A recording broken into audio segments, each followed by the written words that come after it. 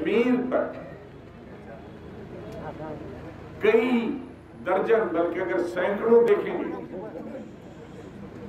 उन हुक्मरानों का अंदाजा नहीं, कहीं अंदर के कहीं बाहर के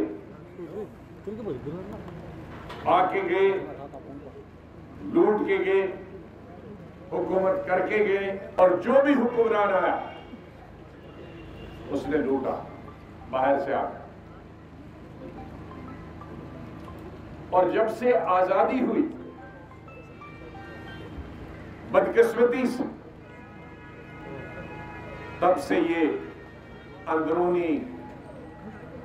सियासत का शिकार हो। चाहे 53 में शेख साहब की गिरफ्तारी का वक्त हो या 1965 की लड़ाई हो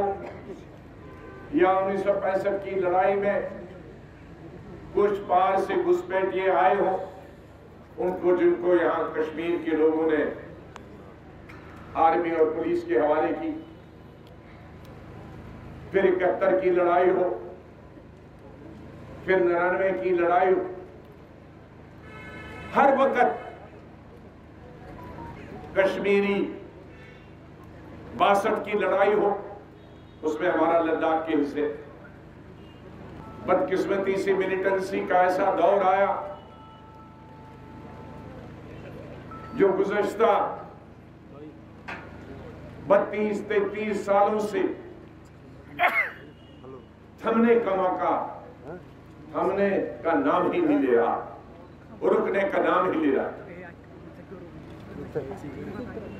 जिसमें हिंदू, मुसलमान, सिख, कश्मीरी पंडित